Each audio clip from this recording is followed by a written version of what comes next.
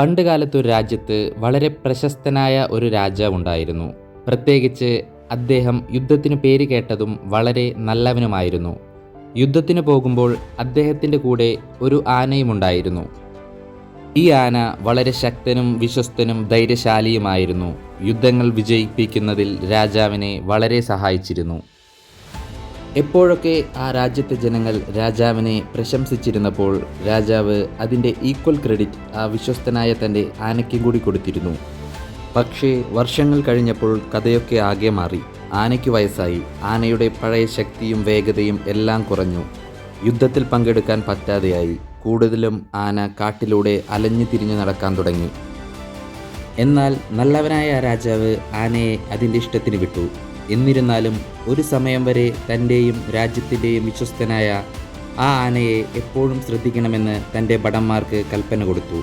രാജാവ് ഇടയ്ക്ക് വന്ന് അവൻ്റെ കാര്യങ്ങൾ ശ്രദ്ധിക്കാറുണ്ടായിരുന്നു. അങ്ങനെയിരിക്കെ ഒരു ദിവസം ആന കാട്ടിലൂടെ നടക്കുമ്പോൾ വല്ലാതെ ദാഹിച്ചു. ആന അവിടെ അടുത്തുള്ള അരുവിയിലേക്ക് തൻ്റെ ദാഹം തീർക്കാനായി പോയി. പക്ഷേ പോകുന്ന വഴിയിൽ ഒരു ചതുപ്പ് നിലം അവിടെ ഉണ്ടായിരുന്നു. ആനയാണെങ്കിൽ അത് ശ്രദ്ധിക്കാതെ അതിലേക്ക് നടക്കുകയും ആ ചതുപ്പിലേക്ക് വീഴുകയും ചെയ്തു.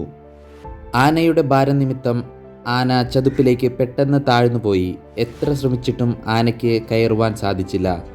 ചതുപ്പിൽ നിന്നും കയറുവാൻ സാധിക്കില്ല എന്ന് മനസ്സിലാക്കിയ ആന ഉറക്കെ ചിഹ്നം വിളിച്ചു. ആ കാട് അവൻ്റെ ചിഹ്നം വിളിയിൽ മുഴങ്ങി.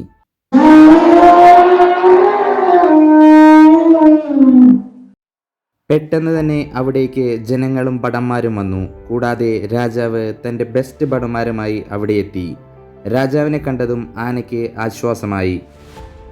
എല്ലാ ഭടന്മാരും ചേർന്ന് ആനയെ അവിടെ നിന്നും എഴുന്നേൽപ്പിക്കാൻ ശ്രമം തുടങ്ങി. എന്നാൽ അവരെ കൊണ്ട് അതിന് സാധിച്ചില്ല. ആന എഴുന്നേൽക്കാൻ ശ്രമിക്കുന്തോറും കൂടുതൽ ചെളിയിലേക്ക് താഴാൻ തുടങ്ങി. രാജാവിനാകെ വിഷമമായി. അപ്പോഴാണ് അവിടേക്ക് രാജഗുരു വന്നത്. രാജാവ് കാര്യങ്ങൾ അദ്ദേഹത്തോട് പറഞ്ഞു. എല്ലാം ചോദിച്ചു മനസ്സിലാക്കിയ രാജഗുരു രാജാവിനോട് അദ്ദേഹത്തിൻ്റെ ബെസ്റ്റ് ഭടന്മാരെ അണിനിരത്തി അവർ യുദ്ധത്തിന് ആനയോടൊപ്പം പോയിരുന്നപ്പോൾ മുഴക്കിയ കാഹളം മുഴക്കാൻ പറഞ്ഞു. അവർ കാഹളം മുഴക്കി.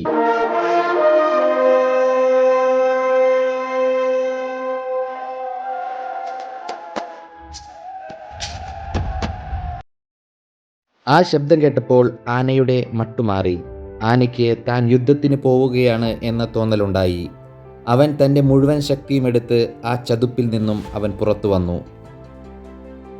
ജീവിതത്തിൽ പലപ്പോഴും നമ്മളൊരു കാര്യം അച്ചീവ് ചെയ്യാൻ ട്രൈ ചെയ്ത് തളരുമ്പോൾ നമ്മൾ എന്തിനാണ് തുടങ്ങിയത് എന്ന് മറന്നു പോകാറുണ്ട്.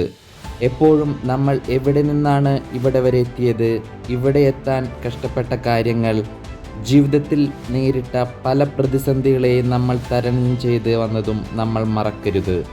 അതുതന്നെയാണ് നമുക്ക് കിട്ടാവുന്ന ഏറ്റവും വലിയ മോട്ടിവേഷനും.